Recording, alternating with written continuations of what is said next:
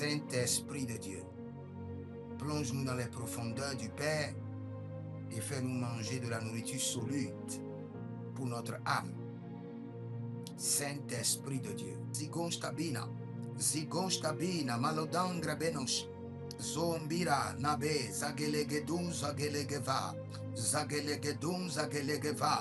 ibarandoma, azagelegedo, batusinande, bereduna sunande gebruштega. Maintenant, vous allez prendre cette prière et nous irons dans l'enseignement. Vous savez, il y a des nourritures dans ce monde capables d'ouvrir les yeux, capables d'aiguiser les sens prophétiques. Il y a des nourritures quand vous mangez, c'est fini pour vos vies de rêves et songes.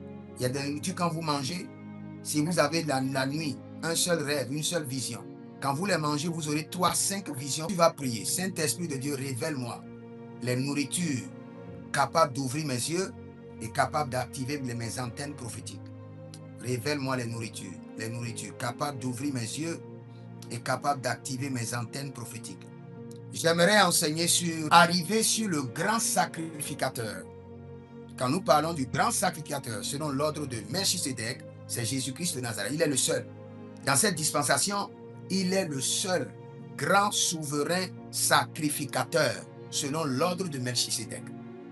Et après avoir accompli son œuvre, il nous a donné maintenant le mandat à tout être humain d'être sacrificateur. Donc, dans ce règne où nous sommes actuellement, nous sommes déjà des sacrificateurs de Christ. Ce n'est pas que nous serons.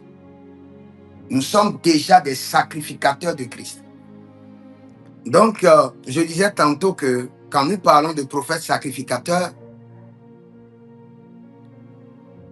ce sont des hommes qui ont été appelés à exercer le prophétique.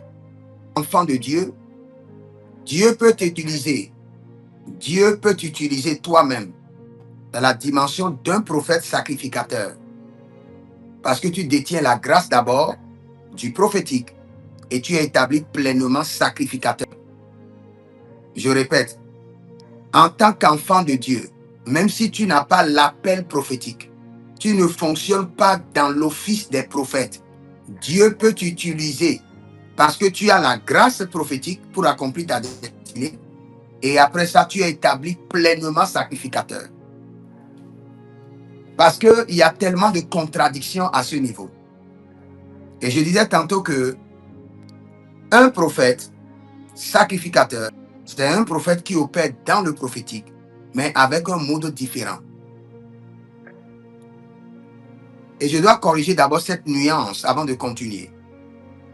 Nous sommes dans la dispensation de la grâce.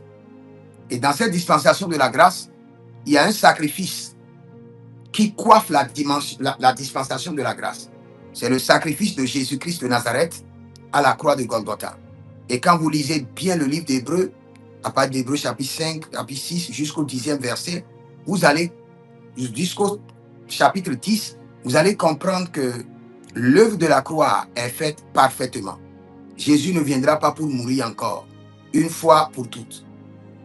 Maintenant, vous devez comprendre qu'il y a des situations de la vie, de la destinée, qui viennent du règne de Moïse, c'est-à-dire du règne de la loi. Et il y a certaines situations de la vie qui viennent du règne des prophètes, quand les prophètes encore donnaient les instructions par l'esprit. Et il y a des situations qui sont réglées dans le règne de la grâce. C'est là où nous avons le plus grand problème dans l'Église. On se dit que tout problème a sa solution seulement au niveau de la grâce, sans savoir que la grâce a d'abord une spécialité. Et sa spécialité, c'est le salut. Maintenant, je reviens. Dans la dimension du prophète sacrificateur, le prophète reçoit beaucoup d'instructions de sacrifice. Beaucoup d'instructions de sacrifice. Vous savez, quand nous traversons la Bible, je peux vous donner plusieurs versets et vous allez voir, la plupart des prophètes viennent d'une lignée de sacrificateurs. La plupart des prophètes. Regardez par exemple le prophète Jérémie. Il vient de la lignée de sacrificateurs. On a bien appelé son père. C'était un sacrificateur. Donc ils étaient d'abord des sacrificateurs avant de devenir prophètes. Et les sacrificateurs faisaient quoi? Ils présentaient des sacrifices de louange à Dieu et ils présentaient des sacrifices pour l'accomplissement de la destinée des hommes. Un prophète sacrificateur peut te dire, pour débloquer ton commerce dans la mer est déjà salée. Et il te prie à faire et il te dit, va verser le sel dans la mer. Un prophète ou bien un pasteur qui ne comprend pas son mode d'opération peut te dire, non, c'est démoniaque, ne fais pas, c'est la sorcellerie, c'est de la magie. Pourtant, ce n'est pas de la magie. Aucun homme de Dieu, aucun prophète n'a le droit de confiner Dieu à un mode d'opération. Peut amener un chrétien à opérer dans la dimension du prophète sacrificateur. Il lui donne des instructions de sacrifice à faire. Le Seigneur, l'Éternel, peut vous demander même des animaux. Achète un coq, va donner à ton pasteur. Achète un coq, va donner à ton père ou à ta mère ou va donner à ton oncle. La différence chez nous, c'est quoi? On ne l'introduit pas à un démon. On le fait sous l'instruction de l'esprit. Jusqu'à aujourd'hui, il y a certaines situations où le Seigneur va te demander des sacrifices, différents types de sacrifices. Tu dois juste vérifier.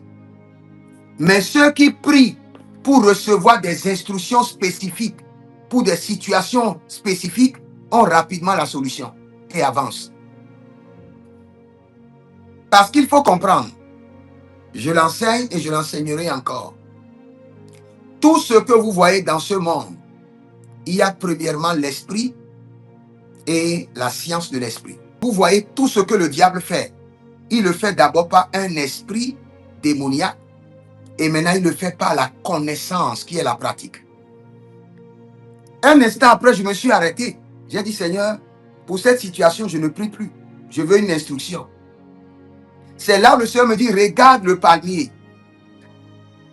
Il dit, cette maladie, quand tu le vois quelque part, sache que on envoie le serpent avec l'outil du palmier.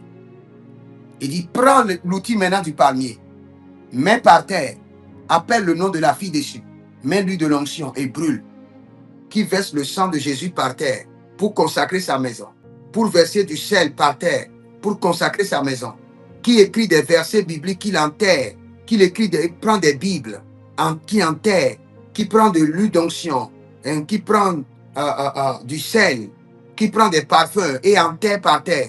Vous êtes en train déjà de faire des pratiques. C'est clair. Ce sont des pratiques spirituelles. Mais vous dépendez de qui? Du Saint-Esprit. Pas d'un démon. Pas d'une entité maléfique. Donc nous faisons déjà des pratiques, mais nous ne voulons pas les appeler des pratiques. Nous faisons déjà des sacrifices, mais nous ne voulons pas les appeler des sacrifices. Nous opérons déjà comme des prophètes sacrificateurs en recevant des instructions, en accomplissant des instructions, mais nous avons honte de le dire.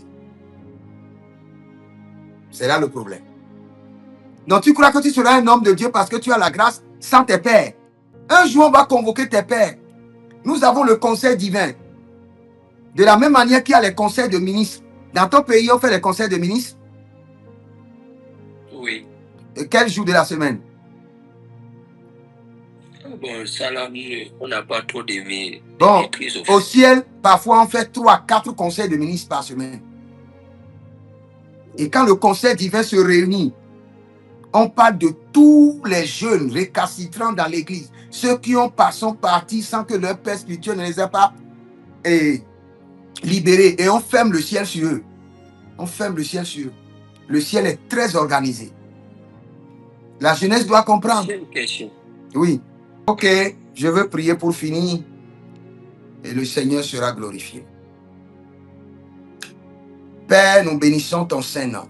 Nous te donnons toute la gloire. Sois glorifié, sois célébré. Nous libérons ta grâce et ton esprit prophétique sur tes serviteurs et servantes. Cette nuit qui est d'impactation, qui est une opération prophétique, que les sens, les 5 sens de leur corps soient modifiés et soient activés dans le règne prophétique.